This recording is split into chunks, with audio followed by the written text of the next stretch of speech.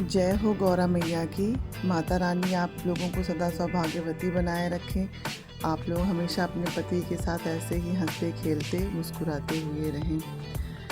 चलिए आज मैं आपको अपने तरीके से अपने ज़ुबान में या अपनी भाषा में मैं बताती हूँ कि मैं तीज का व्रत कैसे रहती हूँ, क्योंकि मैं बहुत ज़्यादा विधि विधान तो नहीं जानती।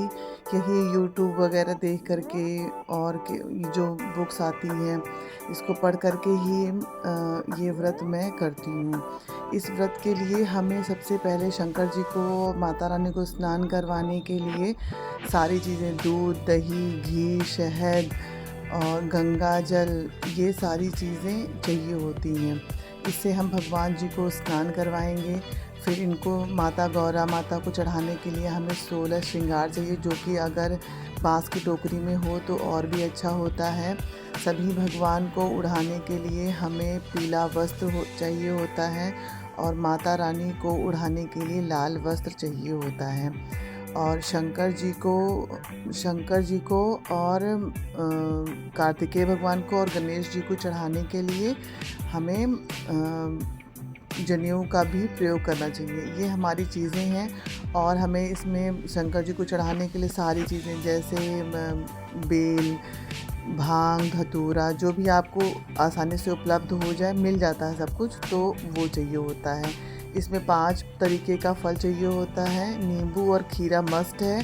और याद रखें, नाशपाती बिल्कुल भी नहीं छूना होता। बाकी आप अनार, बनाना, अनानास और एप्पल, आप कुछ भी ले सकते हैं जो कि आपकी श्रद्धा हो, जो उस टाइम पे अवेलेबल हो। और ये व्रत आपको पता ही होगा कि ये व्रत भाद्र मास के शुक्ल पक्ष हस्त नक्षत्र से युक्त तृतीया तिथि के दिन ये व्रत किया जाता है। ये व्रत माता पार्वती जी ने अपने पति शंकर जी को पाने के लिए किया था। उनके पिता ने उनकी शादी विष्णु भगवान से तय कर दी थी, लेकिन उन्हें शंकर जी जैसा पति चाहिए था, तो उन्होंने शंकर जी के लिए इतना बड़ा तप किया। सुबह से ये व्रत किया जाता है और अगले दिन सुबह उठ करके ही व्रत का उद्यापन किया जाता है। हम सारे भगवान जी लोगों को मैंने स्नान करवा दिया, वस्त्र पहना दिया और फिर अब मैं ये माता रानी को सुहाग लगा रही हूँ। ये गणेश जी और माता गौरी को हम सिंदूर लगाएंगे, बाकी लोगों को चंदन लगाएंगे। जैसे कार्तिकेय भगवान, नंदी भगवान, शंकर जी, आप लोगों को हम लोग चंदन लगाएंगे।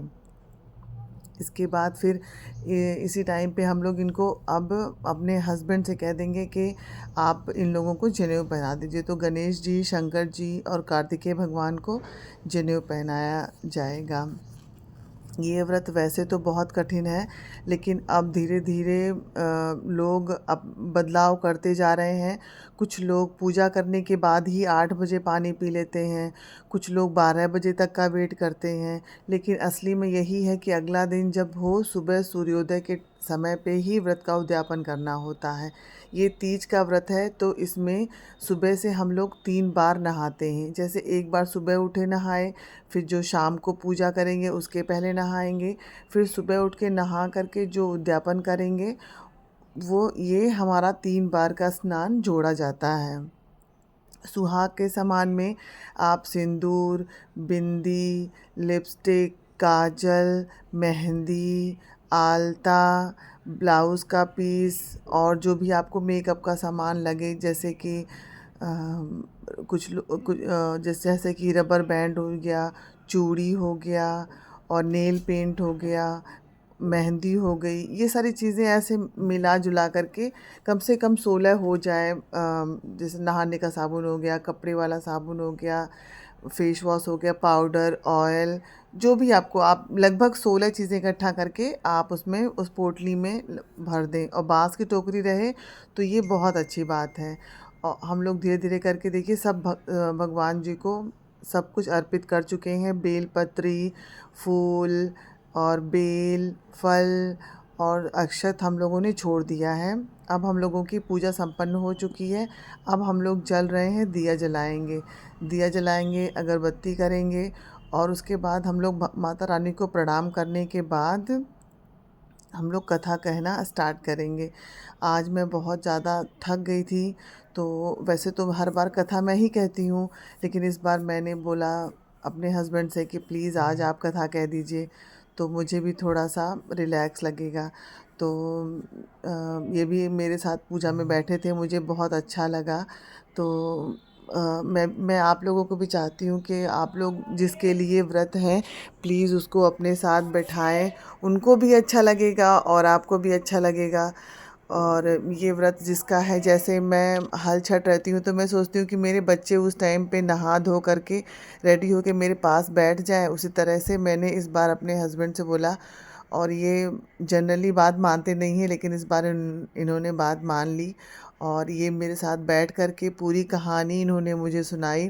फिर लास्ट के 2-3 1-2 स्टेप बाकी होगा, फिर मैंने इनसे ले लिया कि आप थोड़ी देर के लिए मुझे दे दीजिए, क्योंकि जब तक खुद से ना कहानी पढ़ो तब तक अच्छा नहीं लगता है। इसमें इस बुक में ये बुक आपको कहीं से भी किसी भी जगह से मिल जाएगी, जहाँ पर भी पूजा का सामान मिलता है वहाँ पे आपको मिल जाएगा। और हाँ, एक चीज़ आपको और बतानी थी, इसके लिए भगवान जी को, जैसे हम लोगों के यहाँ लखनऊ में तो ये पूरा परिवार हम लोगों को मिलता है, जो कि बालू और मिट्टी से बनाया जाता है, जो धीरे धीरे कल करके जब हम लोग इस पे जल डालते हैं तो ये धीरे धीरे करके पिघलता रहता है। तो इसको अपने ही घर में विसर्जित करते हैं, अपने ही गमलों में लगा देते हैं।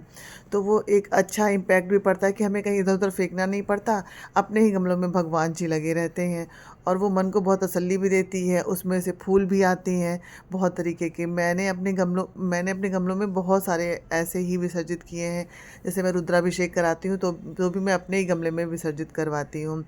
अब हम लोग की पूजा संपन्न हो चुकी है, हम लोग आरती कर रहे हैं।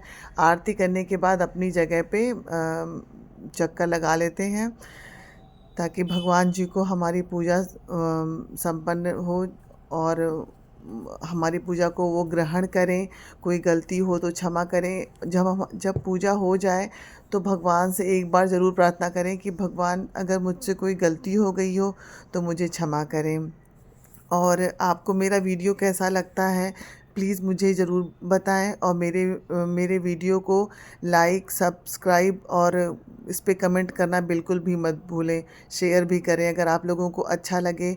और अगर आप लोगों को इसके कोई और भी त्यौहार का या पूजा की विधि विधान का कुछ भी चाहिए हो तो मुझे बताइएगा, मैं कोशिश पूरी करूँगी। मेरा जहाँ तक मानना है कि विधि विधान से बहुत कुछ फ़र्क नहीं पड़ता है, भगवान को बस श्रद्धा से पूजा करना चाहिए। जितना आपको आए, जितना आपको समझ में आए उतना करना चाहिए, क्योंकि मैं भी सेम वही करती हूँ। मैं बहुत ज़्यादा उस पे नहीं कर पाती हूँ फोकस। धन्यवाद।